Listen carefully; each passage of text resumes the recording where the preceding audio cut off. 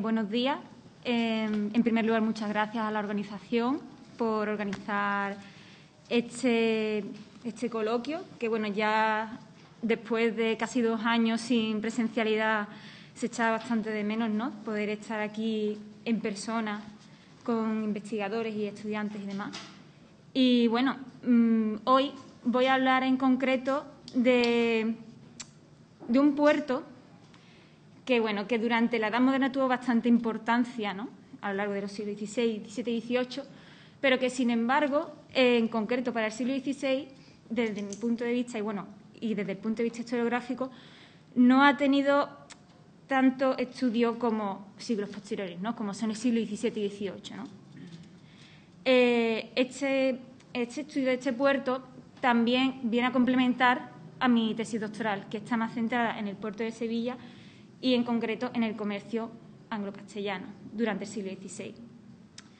Entonces, aparte de estos estudios que se han llevado sobre el siglo XVII y XVIII, ¿no?, podríamos destacar los de Bustos Rodríguez, Sánchez Herrero, Martín Gutiérrez, Belloleo, Mengorance, Ruiz, etcétera. También Guadalupe Carrasco, por supuesto. Durante el siglo XVI, el puerto de Cádiz, como dijo Bustos Rodríguez, se podía considerar como una encrucijada de caminos, ¿no? Una encrucijada de caminos que también en el siglo XVII y XVIII se verá completamente incedida, ¿no?, por la historiografía. Pero, sin embargo, a pesar de la importancia de este puerto, ¿no?, porque está en relación con Berbería, está en relación con América, está en relación con Europa, ¿no?, y con el resto de Castilla y demás, y el Mediterráneo, por supuesto, no se ha incidido suficiente en la importancia que tiene.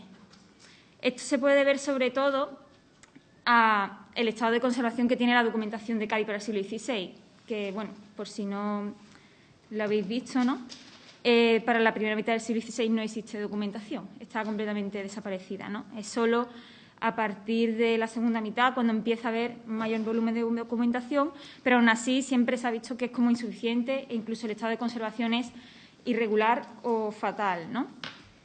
Entonces, a pesar de esta posición de encrucijada, que aún así atrajo a una cantidad enorme de inversores extranjeros, ¿no? Ya se ha hablado aquí de mercaderes genoveses, ¿no?, también florentinos, flamencos, etcétera,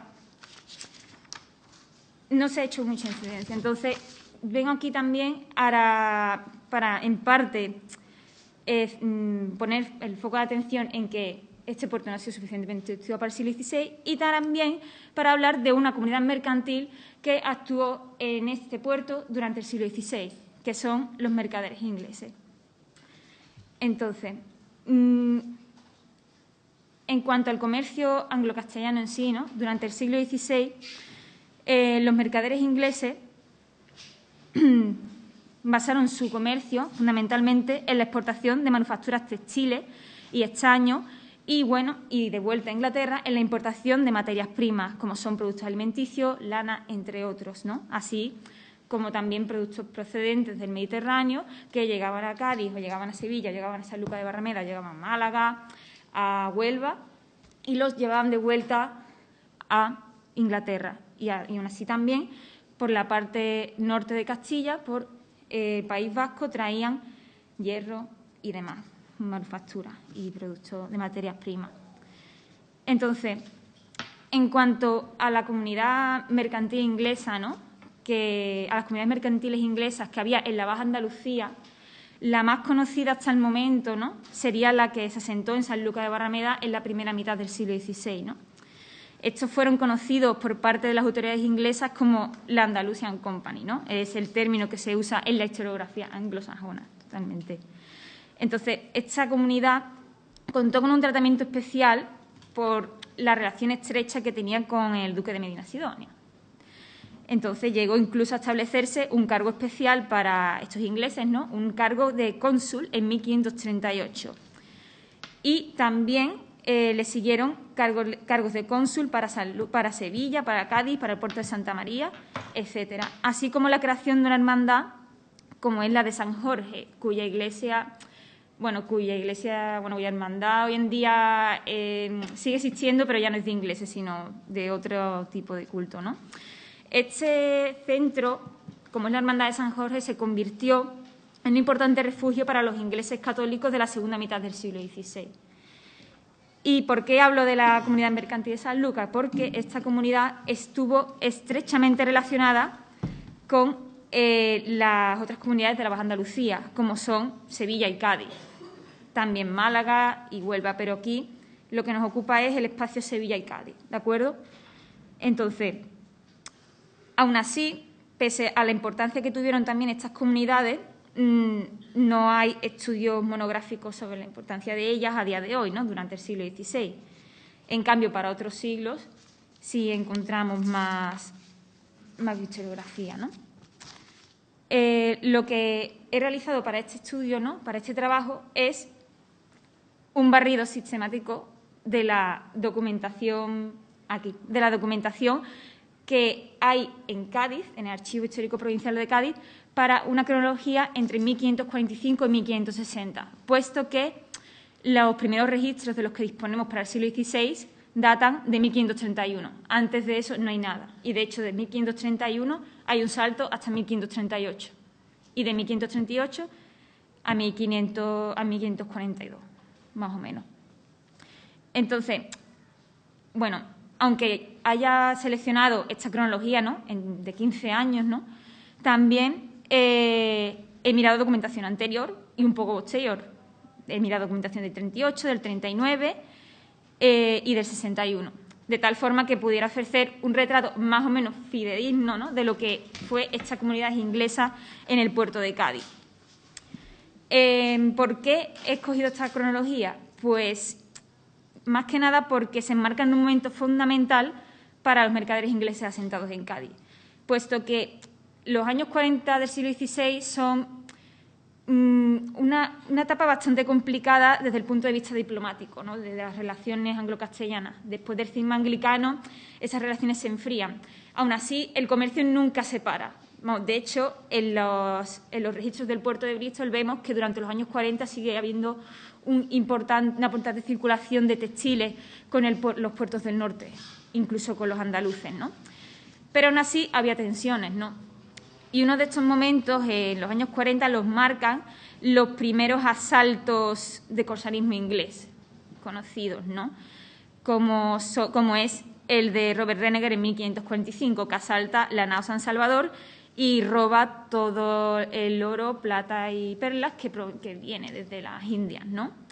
Incluso esto luego vamos a tener reflejo en el Archivo Histórico Provincial de Sevilla, porque durante los 50 se empiezan a indemnizar a los que perdieron dinero en esta nao, ¿no? Aún así, también habría que añadir que este periodo es importante por la breve unión, es breve pero no por ello menos importante, entre María I y el príncipe Felipe, entre 1554 y 1558.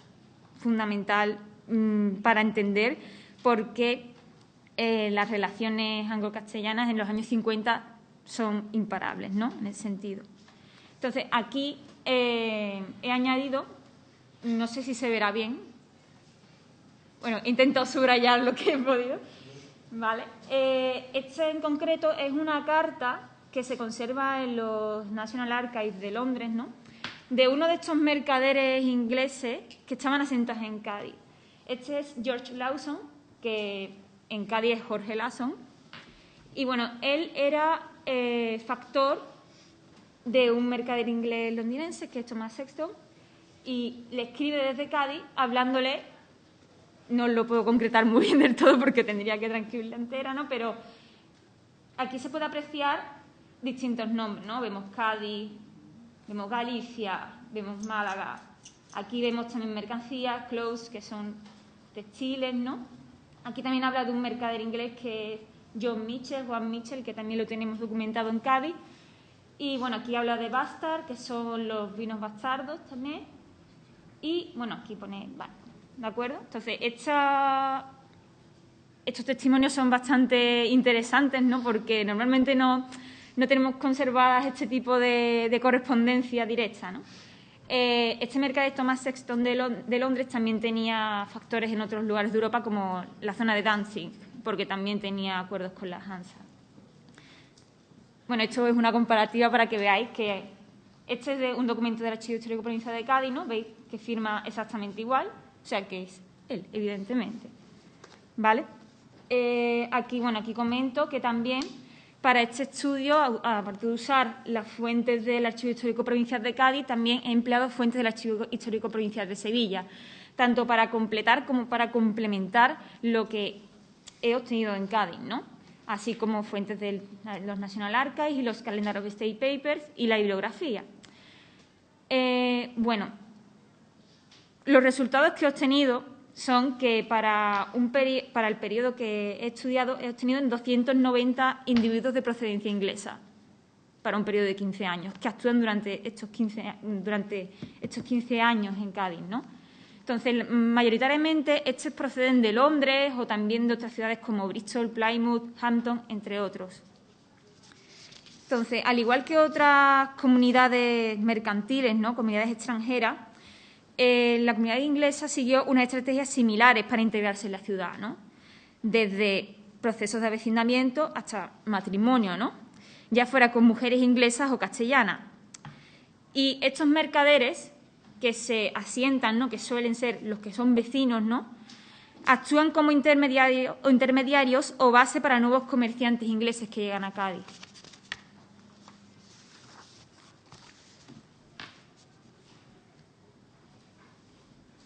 Contando así con un importante respaldo de la comunidad. Entonces, de estos 290 individuos ingleses, ¿no?, porque entre ellos no solo hay mercaderes, sino que hay maestres de navío, hay capitanes de barco, etcétera, 12 de ellos están avecindados en la ciudad de Cádiz, ¿no? También, debido a la escasez de la documentación, tampoco podemos concretar realmente cuántos están avecindados, ¿no?, porque la documentación no da más de sí, ¿no? Entonces, muchas veces lo que pasa es que la fecha de vecindad, ¿no?, coincide con el primer registro que se tiene de estos mercaderes en Cádiz. Aún así, he intentado hacer una especie de división en distintas generaciones, ¿no?, partiendo de quiénes son los que llevan más tiempo en Cádiz, ¿no?, quiénes son los primeros que se avecindan o los que aparecen avecindados, pasando ya a los que se avecindan a posteriori, ¿no? Una primera generación en la que aparecería Juan Swedding, Thomas Huggins o Guillermo Maestre, hermano de Jorge Maestre, que es vecino de San Lucas de Barrameda. Como veis, con el caso de Maestre, ¿no?, había realmente sagas familiares distribuidas por toda Andalucía, incluso asentadas, ¿no? Y, el más longevo de todos estos mercaderes es Juan Setting, del cual incluso se tiene constancia de su vecindad en Cádiz en 1538, como ven ahí, y, en cambio, empezó su actividad en Cádiz en 1532, actividad que se documenta a partir de los documentos del Archivo Histórico Provincial de Sevilla. Por lo cual, tampoco está muy seguro cuándo se avecindó, pero sí que empezó a actuar en 1532.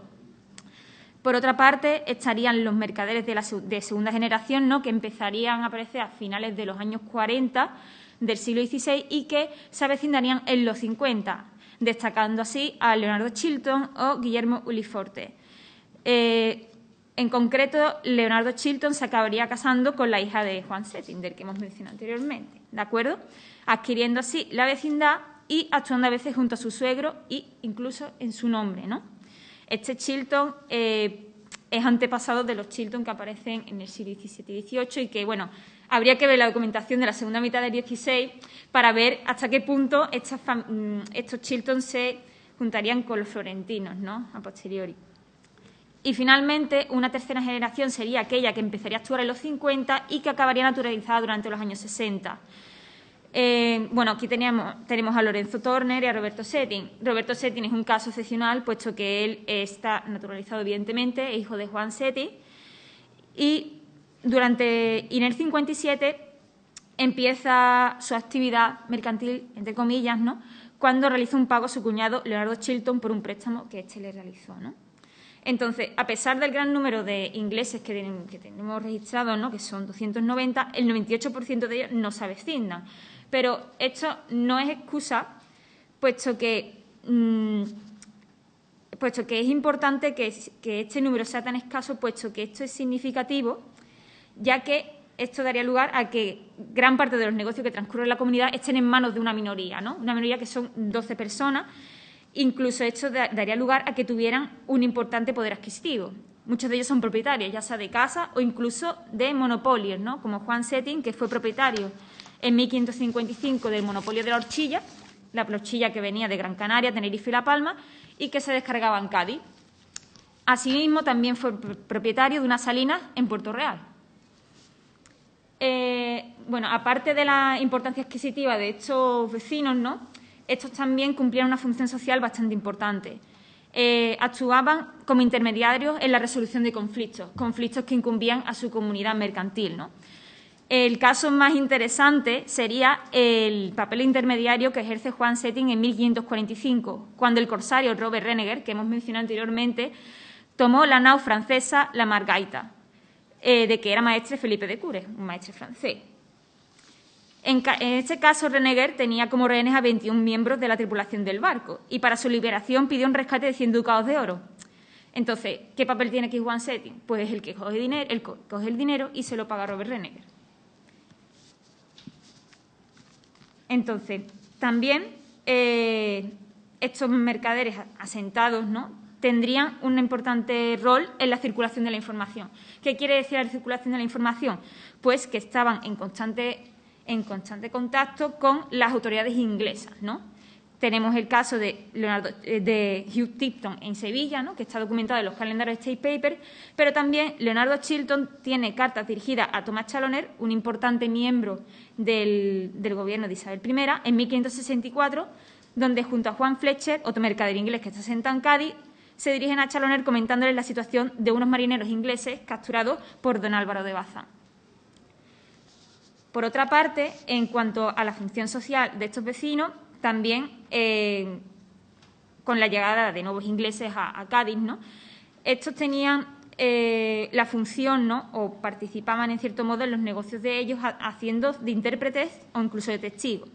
En la documentación vemos al final de los documentos, en las firmas, cómo aparecen por intérprete, ¿no?, y sale totalmente acreditado que ellos están ahí para tanto como testigos como para traducir, porque muchas veces los ingleses vienen y no saben el idioma. Entonces acuden a estos vecinos que ya están completamente asentados en la ciudad y que conocen las instituciones y el idioma para que los guíen, ¿no? Por otra parte, aparte de estos vecinos, también tenemos un gran número de residentes y estantes, ¿no? Los residentes, que se consideran a sí mismos como residentes, no tienen la misma condición jurídica que los vecinos, pero también a veces ejercen funciones similares, como hacen de testigos, hacen de intérpretes, pero muchas veces este término de residente es engañoso, puesto que hay una gran parte de ellos, por lo menos 20, ¿no?, de los 95 residentes que tenemos acreditados, que tienen una enorme movilidad, ¿no?, declarándose residentes en lugares cercanos como Sevilla, Puerto de Santa María, Gibraltar, Ayamonte, Málaga o incluso en otras partes de Castilla, como en el norte, en la ciudad de Vigo, o lugares más lejanos como Berbería. Entonces, esto da lugar a pensar que estos mercaderes tenían una gran movilidad dentro de todo, no solo del espacio de la Baja Andalucía, sino en toda Castilla, incluso en Berbería, lo cual es algo que no es muy corriente, ¿no?, en ese sentido.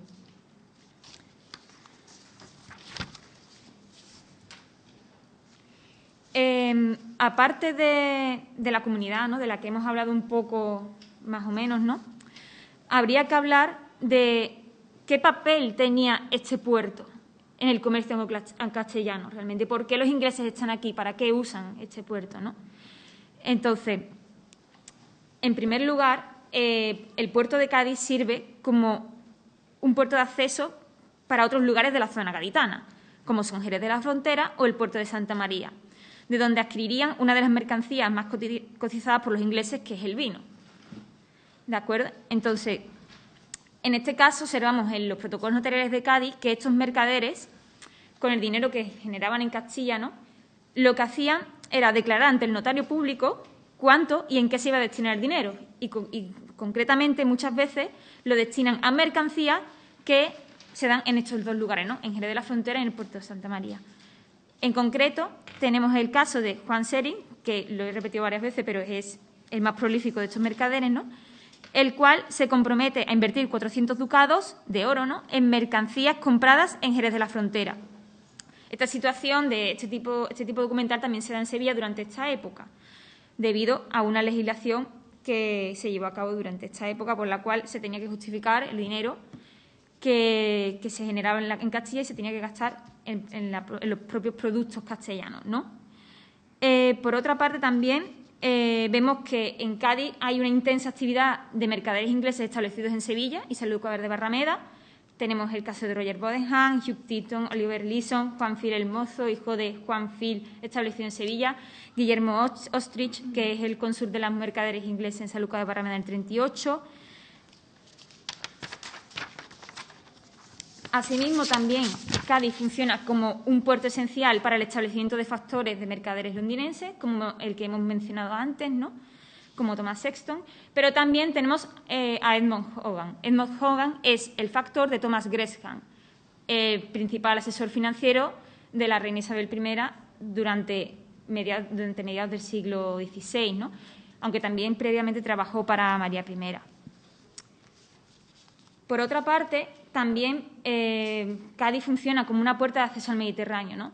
Ya en las propias crónicas de Richard Hakluyt se acredita que Roger Bodenham, viniendo desde Inglaterra, ¿no?, desde el puerto de Tilbury, hacia las islas griegas de Heraclión y Quíos, hizo una parada en Cádiz, tanto para cargar como para descargar mercancía. Esto fue en el año 1550-1551. También este puerto es una puerta de acceso a Berbería. Y en este caso es muy importante lo que he encontrado en Cádiz, puesto que se ha visto que hay presencia inglesa anterior a 1550. A diferencia de lo que la historiografía anglosajona lleva diciendo durante 50 años, ¿no?, los ingleses estaban asentados en Cádiz previamente a esta fecha, ¿no? Esta fecha, ¿por qué supuestamente es importante? Porque ahí empiezan las incursiones de piratas y corsarios más fuertemente, ¿no?, y en la zona de Berbería y también en Guinea, ¿no? Pero he conseguido encontrar a un señor que es Robert Simon, que está asentado en Larache en 1546. Entonces, eso da a pensar que había un establecimiento anterior y, bueno, no quiero decir institucionalizado porque eso ya sería muy posterior, ¿no?